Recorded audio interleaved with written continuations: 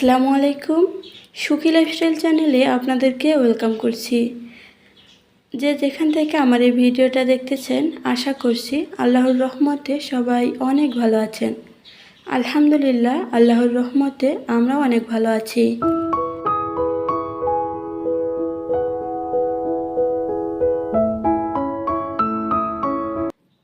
আজকে সকালে উঠে এই তো নাস্তা রেডি করা শুরু করেছি।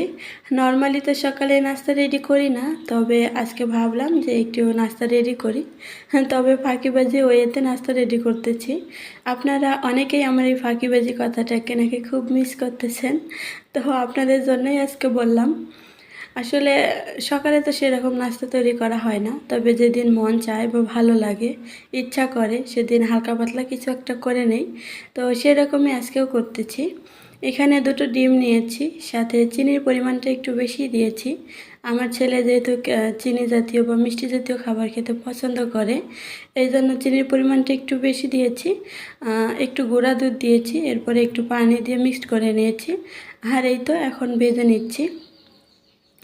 তো এটা চটজলদি হয়ে যাচ্ছে। আসলে ওয়েদারটা যেহেতু একটু খারাপ, তো ভাজা পোড়া বা চা খেতে কিন্তু বেশ ভালোই লাগে। তো মূলত চা করতেই এসেছিলাম, তো ভাবলাম যে ব্রেড যখন বাসায় আছে, তো কিছু একটা বানিয়ে নেই যেটা চটজলদি হবে আর খেতেও ভালো লাগবে। তো বলতে পারেন ওয়েদার ডিমান্ড নাস্তা।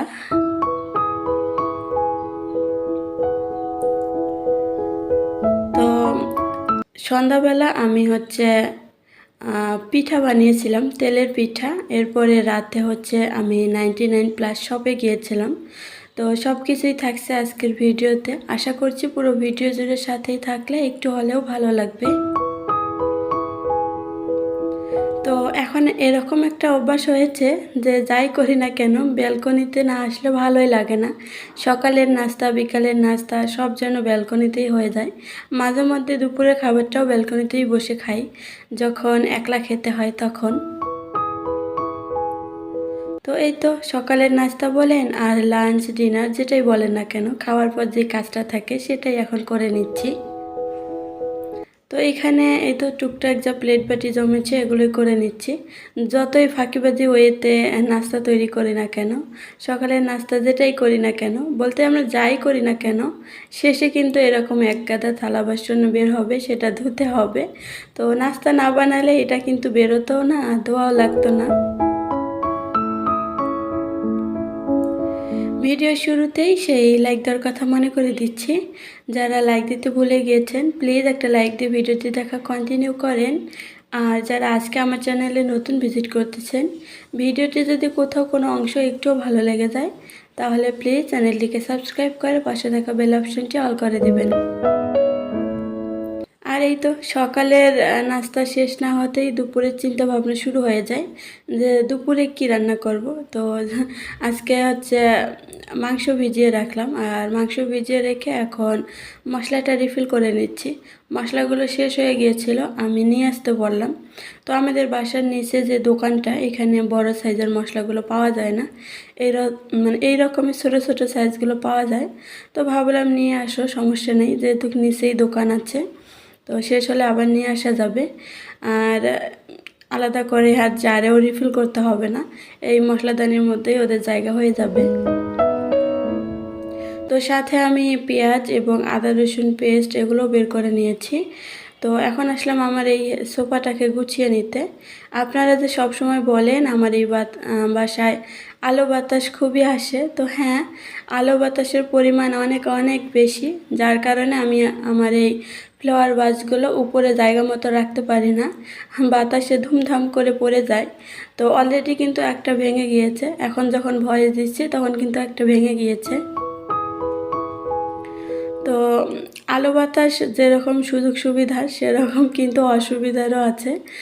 যেমন ধুলাবালু তো ফ্রি আসে সব সময়, যেটা আপনাদেরকে বলি।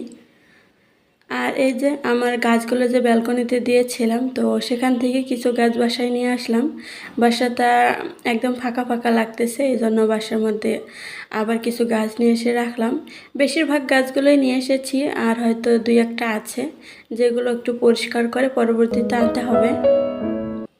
আর এই যে দেখেন আমার মানি প্লান্টের কত সুন্দর কুশি বের হয়েছে। তবে পানিতে থাকার কারণে এগুলো কিন্তু পরবর্তীতে পচেও যাবে, এটা আমি জানি। তবে কিছু করার নাই, এগুলো গ্লাসেই রাখতে হবে, মাটিতে লাগাতে পারবো না, তাহলে তো বেসিংয়ের এই জায়গায় জায়গা হবে না। তো মোটামুটি হাতে সবগুলো কাজ শেষ করে এখন চলে এসেছি রান্না করতে। পুরো বাসাটা কিন্তু অফ ক্যামেরায় গুছিয়ে নিয়েছি, সেটা শেয়ার করিনি। তো এখানে খিচুড়ি রান্না করব না বিরিয়ানি রান্না করব এটাই ভাবতেছিলাম। তবে মশলাগুলো সব মাখিয়ে চাকিয়ে মাংসটা বসিয়ে দিলাম, যে খিচুড়ি রান্না করলে চাল ডাল দিতে হবে আর বিরিয়ানি রান্না করলে শুধু চাল দিতে হবে। তো কি করব এটাই ভাবতেছিলাম, এখনও শিওর ছিলাম না। তবে হলুদটা অলরেডি দিয়ে ফেলেছি, পরে মনে হলো যে হলুদ যেহেতু দিয়েছি তাহলে খিচুড়িটাই রান্না করি। আর হলুদ দিলেও সমস্যা নেই, কারণ হলুদ দেওয়া বিরিয়ানিটা আমার ছেলে অনেক বেশি পছন্দ করে, আর মনে করে যে এটাই তার মায়ের হাতের বিরিয়ানি। আর যখন হলুদ ছাড়া বিরিয়ানি করি সে সোজা বলে, আম্মু তুমি এটা রেস্টুরেন্ট থেকে নিয়ে আসছো নাকি? তো এরপরে আর ক্যামেরাটা অন করা হয়নি। পরবর্তীতে কিন্তু ওই হলুদ বিরিয়ানি রান্না করেছিলাম। তো এখন হচ্ছে বিকালবেলা না, আসলে সন্ধ্যার পরে পরে অলরেডি সন্ধ্যা হয়ে গিয়েছে। তো আমি এখন তেলের পিঠা বানাবো, আসলে হঠাৎই মানে খেতে ইচ্ছা করলো তো বানিয়ে নিচ্ছি। যেহেতু হাজব্যান্ডও এই টাইমে বাসায় ছিল, তো মনে হলো একটু বানালে সবাই মিলে খেতে পারবো। এই জন্য এখানে শুকনা চালের গুঁড়া নিয়ে নিচ্ছি 3 চামচ, আর ময়দা হচ্ছে দিব 2 চামচ, সাথে গুঁড়া দুধ 1.5 চামচ দিয়েছি। এই যে এখানে উঁচু উঁচু করে 1 চামচ দিলাম, পরবর্তীতে আবার আরেকটু দিয়েছি, তো সব মিলিয়ে 1.5 চামচ হয়ে গিয়েছে।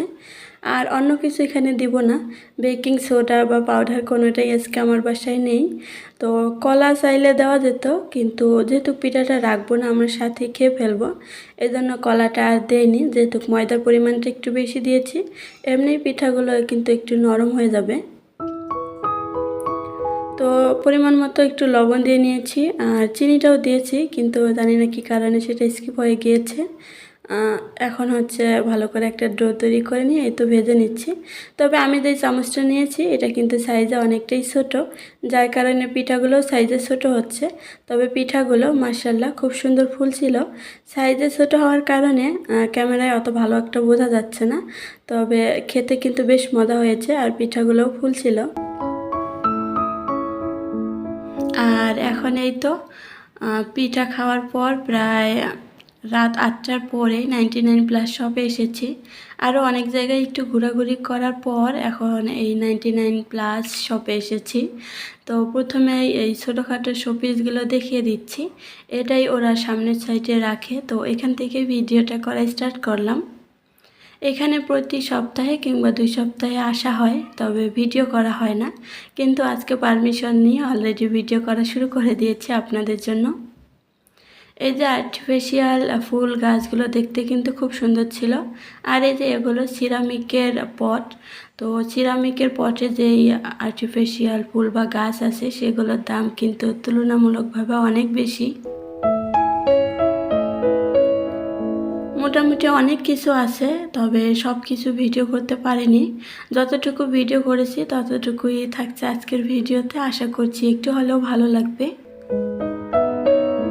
শপটা অনেক বড়, তবে যেহেতু সব কিছুই রেখেছে এই জন্য সব কিছুই রেখেছে, আইটেম একটু কম রেখেছে এতটুকুই। শুধুমাত্র সিরামিকের দোকানে গেলে দেখা যাবে অনেকগুলো সিরামিক আছে, তবে সেক্ষেত্রে বা সেই অনুযায়ী এখানে অনেকটা কম। কিন্তু ওই যে এক ছাদের নিচে সব কিছু পাওয়া যাবে এটাই। তবে আরও অনেক কিছু ছিল, কিন্তু সব কিছু ভিডিও করতে পারিনি, বারবার বলতেছি যেহেতু পারিনি। এই যে গ্লাসের আইটেমগুলো, এগুলো দেখতে খুব সুন্দর ছিল, কিন্তু যতগুলো গ্লাসের আইটেম আছে বা শোপিস আছে সবগুলো কিন্তু ক্যামেরাতে বা ভিডিওতে খুব একটা বোঝা যাচ্ছে না। এই যে তো উপরেও অনেক কিছু আর্টিফিশিয়াল ফুল এসব কিছু ছিল, কিন্তু উপরের সাইডটার ভিডিও করা হয়নি। সবগুলোরে একটু একটু করে অংশ নেওয়ার চেষ্টা করেছি, যদিও হয়নি, বলতে পারেন বেশি অর্ধেকের ভিডিও করেছি আর কম অর্ধেক করা হয়নি। আর এই তো এখন প্লাস্টিকের যা যাবতীয় আছে, কোনটা ছেড়ে কোনটা বলবো বলেন তো। পরবর্তীতে হয়তো যখন যাব একটা করে সাইড ভিডিও করব আর আপনাদেরকে দামও বলে দিব, তাহলে হয়তো সুবিধা হবে। তবে আজকে আর দাম বলতে পারছি না। আর এই যে খেলনার সাইড, এটা কিন্তু অনেক বড় ছিল, তবে আমি একটুখানি ভিডিও করেছি। এখানে অনেক প্রকারের কাচের জার ছিল, তো কিছুটা ওই দিকে ছিল, কিছুটা এই দিকে ছিল। তো এইদিকে যা ছিল সেটাই ক্যামেরাতে শুধু উঠেছে। তো এখানে গেলে আসলে মাথা ঠিক থাকে না। আমার মনে হয় প্রত্যেকটা গৃহিণীর মাথা ঠিক থাকার কথাও না। এত কিছু দেখি কিভাবে মাথা ঠিক থাকে বলেন? মনে তো হচ্ছে সব কিছু নিয়ে আসি, যদি একটার সাথে একটা ফ্রি দিত তাহলে কতই না ভালো হতো, এইসব চিন্তা ভাবনা করি। তো এই অপশনটা কবে চালু করবে বলেন তো, একটার সাথে আর একটা ফ্রি? তো অনেক সুন্দর সুন্দর এই যে শোপিস, এগুলো দেখতে খুবই ভালো লাগছিল, তবে নেওয়ার ইচ্ছাটা সেরকমভাবে নেই দুটো কারণে। একটা হচ্ছে আমার যে দুষ্টু ছেলে, সে আস্ত রাখবে না। দ্বিতীয়টা হচ্ছে আমার রাখার জায়গা নেই আপাতত। তো ভাড়া বাসায় আসলে এগুলো কিনতে চাচ্ছিলাম না। পরবর্তীতে 2-3 বছর পর যদি নিজের বাসায় যাই, যদি আল্লাহ চায় তাহলে আমি নিশ্চয়ই এগুলো কিনবো। মানে এরকম কিছু একটা প্ল্যান অলরেডি করে নিয়েছি।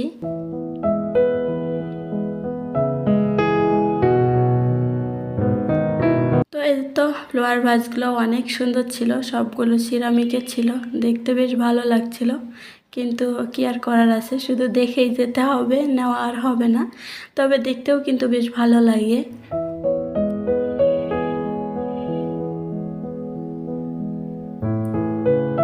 তো এখানে অনেক অনেক অনেক শোপিস ছিল, কিন্তু একটা একটা করে ভিডিও করলে হয়তো আপনারা একটু বুঝতে পারতেন। যেহেতু এভাবে ভিডিও করতেছি আর গ্লাসের হওয়ার কারণে খুব ভালো বোঝাও যাচ্ছে না। তো সব কিছু মিলিয়ে বলবো ভিডিওর চেয়ে বাস্তবে এগুলো দেখতে অনেক অনেক বেশি সুন্দর ছিল।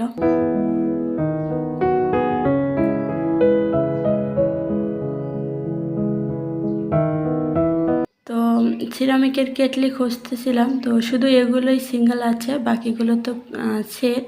তবে আর একটু ছোটো সাইজের খুঁজছিলাম, যেটা আমি কোথাও পাইনি। তো দেখি কোথায় পাই, পরবর্তীতে কিনবো। তো এখান থেকে আমি টুকটাক কিছু কিনেছি, পরবর্তীতে দেখিয়ে দেব। আজকের ভিডিওতে আর দেখাচ্ছি না, এমনি ভিডিওর লেন্থ অনেকটা বড় হয়ে গিয়েছে। তবে আমি জানি যারা ভালোবেসে আমার এই ভিডিওটা দেখতেছেন তাদের কাছে কিছুই না। অনেকেই আমাকে কমেন্ট করেছেন, আপু ভিডিওর লেন্থ আর একটু বড় হলে ভালো হতো। তো নিশ্চয়ই তারা ভালোবেসে আমার আজকের ভিডিওটা দেখবে। তো এই শোপিসগুলো মাথা নষ্ট করার মতো, তবে এগুলো যা আমার জন্য না, এটা খুব ভালো বুঝতে পেরেছি। যাই হোক, দেখতে দেখতে ভিডিও শেষ পর্যায়ে চলে এসেছি। আপনাদের সুস্থতা কামনা করে এবং পরবর্তী ভিডিও দেখার আমন্ত্রণ জানিয়ে আজকের মতো এখান থেকে বিদায় নিয়ে নিচ্ছি। দেখা হবে নেক্সট ব্লগে। আল্লাহ হাফেজ। আসসালামু আলাইকুম।